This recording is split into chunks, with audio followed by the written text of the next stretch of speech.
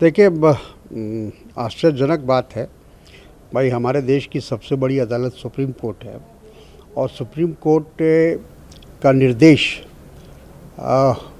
9:45 में या 10 बजे के आसपास आ चुका था, लेकिन उसके बावजूद भी कई घंटे तक ये अतिक्रमण हटाने के नाम पर प्रशासन अपना कार्रवाई करता रहा, बुलडोज़र चलाता रहा।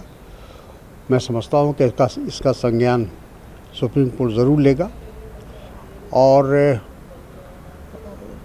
मैं समझता हूँ कि भारतीय जनता पार्टी जो काम कर रही है, देश के अंदर हर जगह जो माहौल को बिगाड़ने का काम चल रहा है, ये बहुत ही ख़तरनाक है। एक तरह से कहा जाए कि आग से खेलने का काम हो रहा है। आगे चलकर देश को कितना नुकसान उठाना पड़ेगा, इसका ये कहा नहीं जा सकता। लेकिन सर, एमसीडी अपने तर्कों के साथ सामने तो कानून के तहत अतिक्रमण हटा रहे हैं। कोर्ट में कल सुनवाई होनी है। आपको क्या लगता है, लोगों को राहत मिलेगा जिनके घर टूटे या तोड़े जाएंगे? देखिए, अतिक्रमण ठीक है, हटाना कोई गलत नहीं है, कानून के तहत अगर होता है तो, लेकिन उसके पहले नोटिस दी जाती है, समय दिया जाता है कि ताकि लोग वहाँ से अपना सामान हटा लें, शिफ्ट हो जाएं, जहाँ जाना हो जाएं। लेकिन ये सीधे जाकर बुलडोज़र चला देना, ये कहाँ की इंसानियत है और ये कहाँ का कानून है। और ताज्जुब है कि पुलिस और प्रशासन अदालत का काम भी कर रही है, न्यायालय का भी काम वही कर रही है, तो फिर न्यायालय की क्या ज़रूरत है इस देश में। सर, आम आदमी पार्टी भाजपा पर यह आरोप लगाती है कि भाजपा हर तरफ दबंगई, गुंडई, लफंगई कर रही है। इसको रोकना है तो भाजपा के कार्यालय पर ही बुलडोजर चला दिया जाए। देखिए, आम पार्टी भी इससे बच नहीं सकती है। दिल्ली में उनका शासन है और केजरीवाल जी मुख्यमंत्री हैं। मुझे अफसोस होता है कि मुख्यमंत्री की हैसियत से वो इस मामले में दखल दे सकते थे और प्रशासन को अपना निर्देश दे सकते थे, लेकिन ऐसा लगता है कि उनको कोई इस बात की चिंता नहीं है।